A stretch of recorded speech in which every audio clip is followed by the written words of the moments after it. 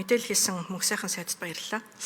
Би дахиад мөнх сайхан сайдад хандаж эмийн хяналтын үүрэг чиглэлээ өөрийнхөө харьяанаас гаргаач гэдэг ийм саналыг хэлэх гээд байна.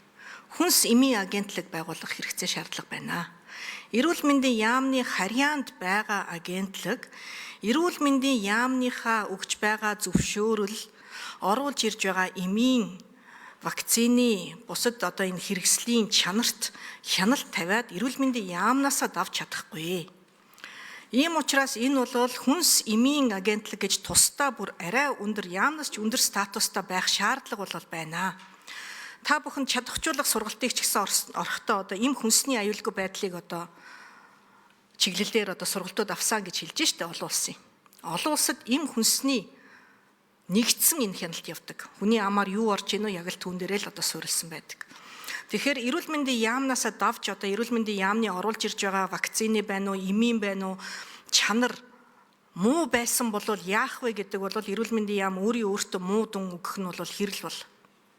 Ийм учраас үүнийг бол гаргах хэрэгтэй. За дахиад нэг үндэслэл нь өөрөө юу юм бэ гэхлээр энэ эрүүл мэндийн яамны гэмтлийн хамтартай одоо гаргасан 5 жилийн мэдээлэл. Монгол улсын хэмжээнд эрүүл мэндийн байгууллагад жилд дунджаар 170 мянган осол гэмтлийн шин тохиолдол бүртгэгддэг. За үүнээс 2800 орчим нь бол санамсаргүй хордох хорт бодисд өртөх өвчлөл байдаг. 2500 орчим эмийн бус хордлого болвол 300 орчим нь эмийн хэрэгсэлд хордсон өвчлөл бүртгэгддэг жилд. За гэмтлийн улмаас нас баралт жилд 3000 байгаа бол 900 орчим яг санамсаргүй хордлогын улмаас нас баралт бүртгэгддэг. Эмийн бодисд хордон одоо нас баралт нь бол харьцангуй гайгүй бага 10 орчим бол байдаг. Харин санамсаргүй одоо спиртэд хордох нас баралт жилд 800 байна.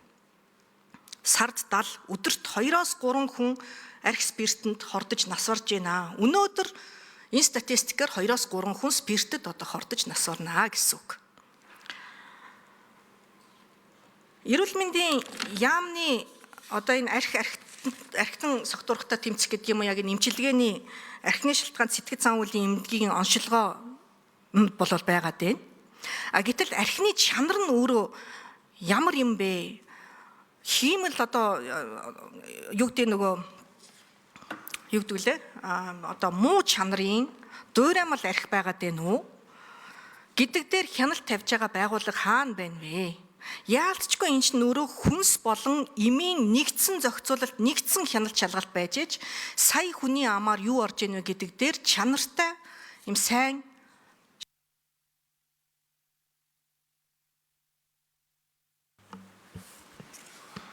За мөнх сайхан сайд хариулна.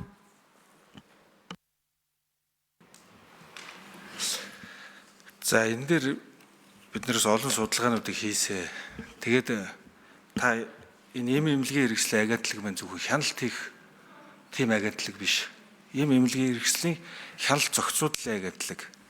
Манай улсад одоо эмийн одоо бүртгэл мэдээлэл зохицуулалтын асуудлууд төдийлөн сайн жигдрээгүй байгаа.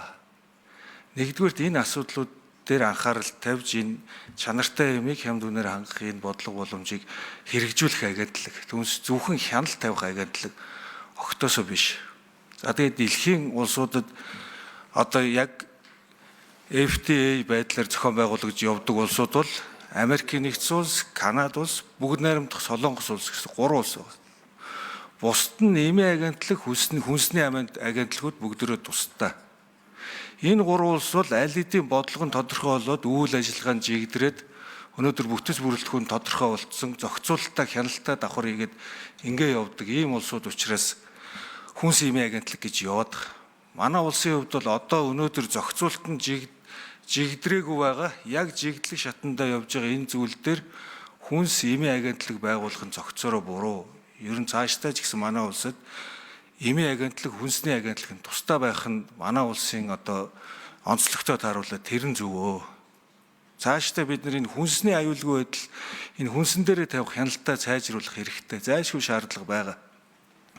Тэгэхгүй бол өнөөдөр яг олон яамн дээр олон байгууллага дээр жижиг энэ хүнсний асуудал хариуцсан байгууллагууд яг үндсэндээ энэ хүнсний чанар аюулгүй байдлыг хэн хариуцж хэн авч явах юм бэ гэдэг зүйл нь тодорхойгүй байгаа энэ үед бид нар хүнсний агентлагаа одоо тэр хүнснийг хариуцсан байгууллагууд нь байгуулгаад одоо тэр хариуцсан яамныхаа дөр үйл ажиллагаагаа явуулаад аваад явах нь туйлын чухлаа.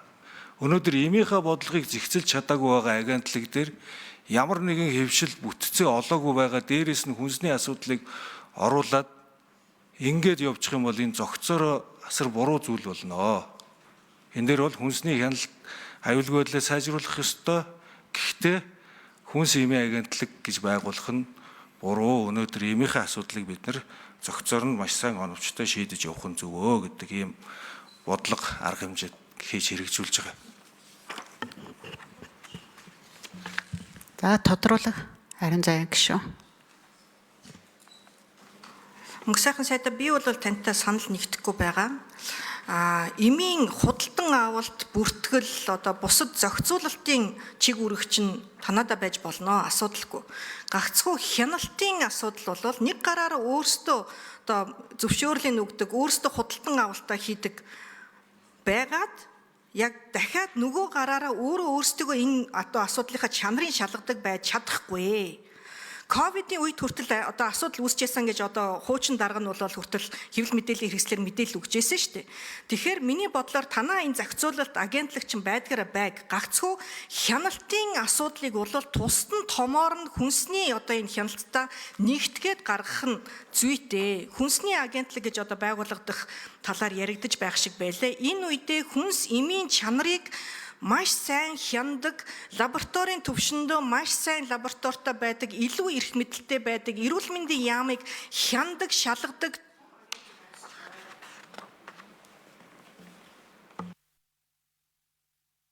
Мөнх сайхан сайд тодруулах хэлнэ.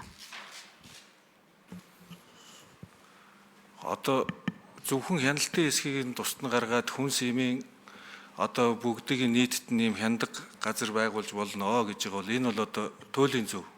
Бид нар энэ хяналтыг бол хөндлөнгийн болгож эрүүл мэндийн яамны харьяанд биш болохтой тантай бол санал нэг байгаа. Одоогийн байгаа ийм эмнэлгийн хэрэгсэл зохицуулалтын газар маань хяналтаас илүү бодлогын ажлуудыг гүйцэтгэх төвшөнд явж байгаамаа. Тантай санал нэг байна. За.